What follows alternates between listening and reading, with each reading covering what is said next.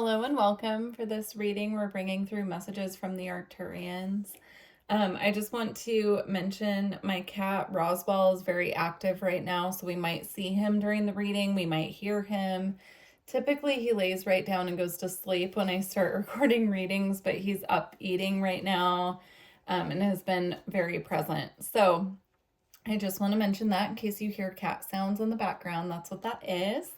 The other thing I want to mention is my soul sister, Lexa Tarot, has been going live on her channel and doing free one question readings. She does different themes. So like, I think it was yesterday she did career-based readings. She's been doing love readings. So the themes change, but I would definitely go to her channel and check that out if you're interested. I've had my fair share of personal readings with her, and they were always accurate, always on point. So I highly recommend her. I will link her channel information in the description box, and I will also link it in the comments just to be sure it's accessible. And she actually gave me the deck that we're starting with. So we're starting here with the Avatar Oracle. When I was tuning into the energy with the Arcturians, I kept getting the power of different things. So first it was the power of words. Next it was the power of our thoughts. Then it was the power of crystals. And so there's a big emphasis here on things that we give our power to, or things that we energize with power, right? So I'm getting like scripting, like writing things down when we're manifesting. I'm also getting like, if we're really focused on a certain goal, we're giving our power to that. We can give our power over in relationships, but there's a big emphasis here on being mindful of what we're speaking into existence, because our words are very powerful. I just split the deck and we have conscious words here that caught my attention with virtual fog. This can also be the power of what we're putting out into the world on the internet, right? Because even when we put something in the heat of the moment and then we delete it, other people could have seen that in the process. It's about being mindful of the energy that we're creating with our words, our thoughts, our vibration, and just being more intentional. So we'll see what comes out.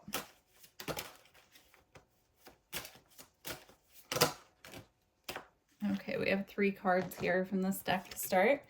We have the Heart Compass,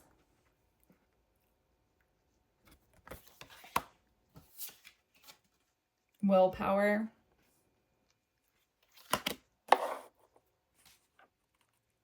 interesting. Okay, I'm already getting messages, and we have planetary shifts.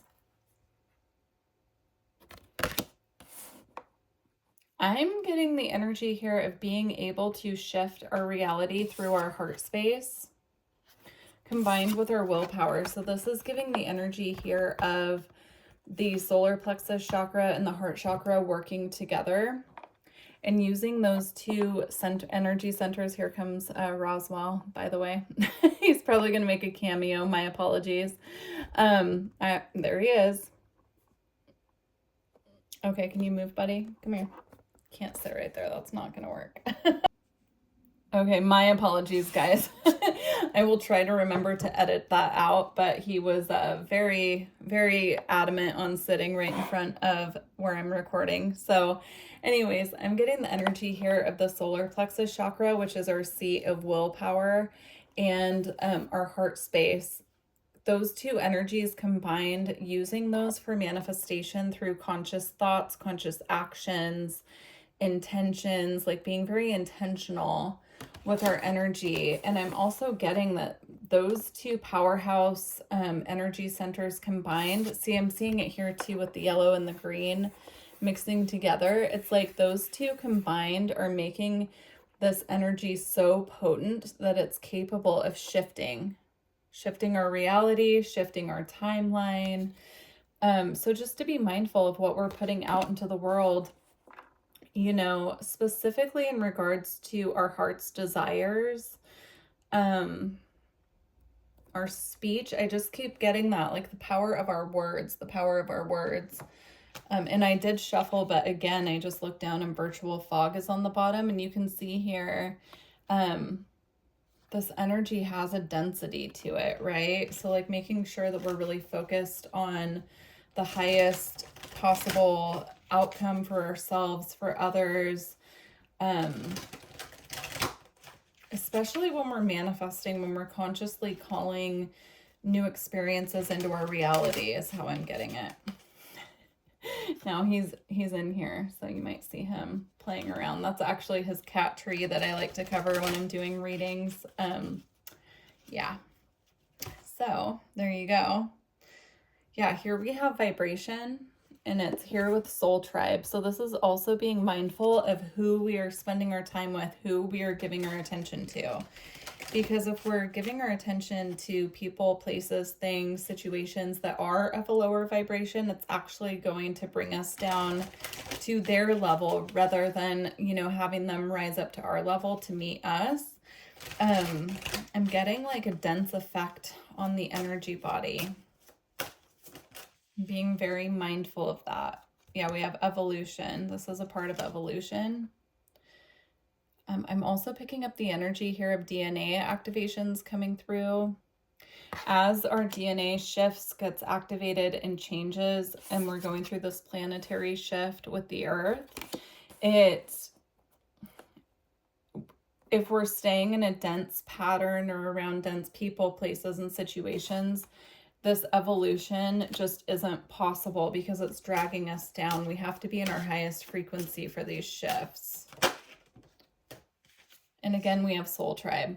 So focusing on spending time with those who are of a higher vibration, who we feel light around, who we can be our true, authentic, unique selves with and know that they're not judging us. That's what's needed at this time. And I'm getting this message here too, that this is not just for us and our personal evolution, but this is also for the planetary shift that the Earth is going through at this time.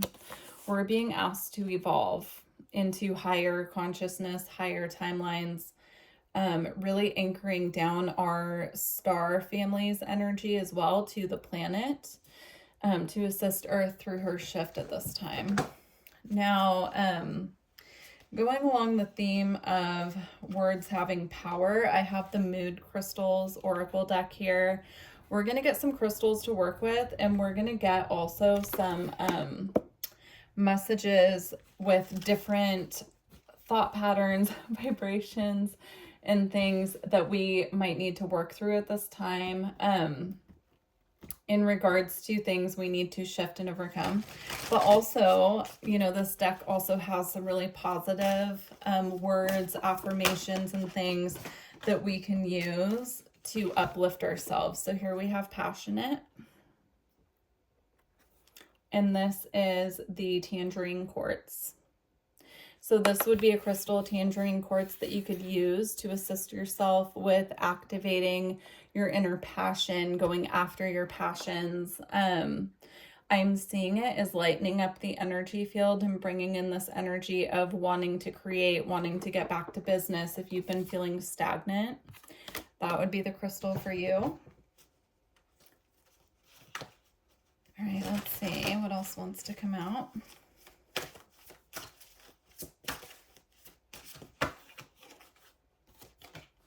See the difference in these? So we have passionate here, right? And they're both the same color, but this one's passionate and this one is insecure, right? So see how the different words have a different vibration and weight to them? Like that's what was coming through. Being very clear on, you know, what, being very clear on what we're speaking into reality, the different, you know, even the different moods that we associate ourselves with or different insecurities. This crystal is carnelian. So if you're struggling with insecurity, you could work with carnelian. Now, I would also say you could work with carnelian here for the same things you would use tangerine quartz with. They have a similar energy. I definitely see sacral chakra energy here. Before we were getting the solar plexus and the heart, and now we're getting the sacral. So, and now we have more heart here. So we have compassion with rhodochrosite. Compassionate. passionate, compassionate, and secure. And, you know, we all have wide ranges of emotions, moods, and feelings that come up. So these are just some examples, but it's just giving kind of a range of like how we can work with different crystals for these really powerful thoughts and emotions that we're having as well. Here we have playful and loving. And they all kind of have an orange and pink theme to them, all the ones that I've seen come out so far. So for playful here, we have carnelian again. So this is another aspect of how carnelian can work. And then with loving, we have kunzite. So carnelian, tangerine quartz, and what was the other one? Oh, they're both carnelian. That's right. So all of these that are orange work really well with the sacral chakra, which is all about our passion, creativity. That's our emotional center as well. And then these two work really well with the heart chakra. I would even say the higher heart, right? So I'm getting a lot of energy here of focusing on balancing the emotional, more emotions-based centers here and the emotional body for us to come into alignment with this evolution and soul tribe that are of a higher vibration. So let's see. I feel like I want to get one more of these crystal cards. There it is. We have worn out with gold. Worn out. Yeah, it says feeling worn out is the body's wisdom saying pay attention. It may happen when we are not utilizing our emotional energy well, or listening to our body when we need to rest. Cultivating an awareness of when we are beginning to feel like an emotionally wilted flower is a subtle cue that it's time for some self-care. I'm getting ormus with this, which I believe is colloidal gold. So look into that, do your research, but I'm getting if you have been feeling very worn out and you're having more of a challenging time tuning into these energies of being playful, passionate, that taking ormus may help with that. It also does assist with tuning into your intuition, getting spiritual downloads, but definitely do your own research and see if that is something that aligns with you. So I just looked down, the moldavite caught my eye, so we're going to take it. It says thrilled with moldavite here. When we are thrilled, there's an intense feeling of being overjoyed. This powerful emotion physically cascades through the body, pushing you to new heights and learning new things, and promotes creativity and an openness to life. The feeling comes in abundance when achieving a sought-after goal, and it inspires others. I'm getting here this thrilled energy is a part of this evolution, so you'll know when you've obtained the right level of evolution, because everything will just feel exciting and new, and you know, it'll ripple out, as I was saying here. But also working with moldavite is a great crystal for evolution and for DNA activation as well. All right, beautiful. We're going to go ahead and close out with the Alchemy Oracle here and get some closing messages. Please do leave me a comment and let me know how this resonates with you. I love reading your comments. And don't forget to like the video if you made it this far, please. It does help the channel. All right, Alchemy Oracle. We have Ash. We have 3, and I'm going to read them. So, Ash, the New Pearl, and Synchronicity. So I'm going to read them in order, in the order that they came out. Let me just find them. Sometimes it takes a minute for me to find them in this book. It's huge. So, okay.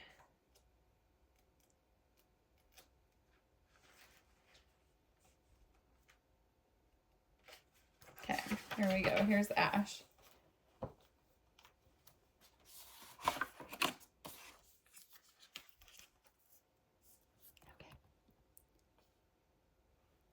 Ash represents what has come before it. The fire is over now, and its flames took with it all recognizable form of what was burned. Only memories and the soft gray ashen substance remain. When this card appears, look back and sift through what has occurred. You are in the realm of ancestors' past relationships and those that have passed to another realm. Be gentle with the process as it is delicate and sacred. The Ash card asks for us to tend to the true nature of endings, grief, and letting go. You may be asked to be present with others experiencing loss. When in doubt, be like ash. It is silken, light, easily carried by the wind, softened into the memories and into the tears. Eventually, forgiveness follows and the heart travels alight. Beautiful. Yeah, that's a big energy of transformation here and shifting into higher timelines. Okay, the new pearl.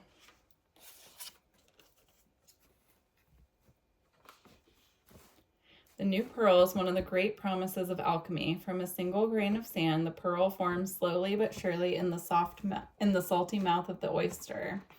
The new pearl emerges as an alchemical miracle, a sight unimaginable at the outset. That said, the process is generated from irritation itself. Such is the medicine of the new pearl card. The work is underway, but the gem has not yet formed. Don't be petty and hasty, seeking a return on your efforts. Rather, turn to patience, consistency, and humility to remedy the discomfort. Let the magic of time and salt water do its work. Relax, believe, support, and support a fellow alchemist in finding the grit that will become their pearl. Don't worry about you right now. The entire ocean is your ally. Yeah, it's really interesting because I'm getting this energy of like transmuting these feelings, right? Like there's worn out here. I forget what the other one was that came out. It's right here.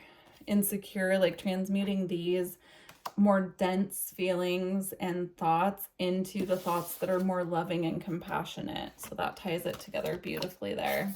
All right, synchronicity. All right. Okay, synchronicity is the presiding deity of alchemy. It arrives to remind us that we are not alone in our queries or our journey. What are we here to do? What pulls us forward? Unanswerable questions or timeless fuel for the flames of transformation. Mystics before us have uttered the same questions while tinkering in their laboratory. Do not underestimate the brave act of your attention to the details of your daily life, to the ecology of our world. What you notice matters. You matter. When this card arrives, sacred messages abound. Everything is a living symbol of synchronicity. Its guidance is sent directly from the alchemists who have come before you to encourage you along the way. See the deeper meaning of what is in front of you. In this very moment, the new eye opens. Wow. That is a beautiful way to end your reading here. Definitely pay attention to synchronicities that are showing up for you at this time because they are guiding you through this path. And I really do feel this is a big evolution for this reading from the Arcturians. So thank you very much to them. And we always appreciate the guidance on these journeys on Earth. And I appreciate you guys. Please do let me know how this reading resonated with you, and I look forward to working with you in the future. Bye.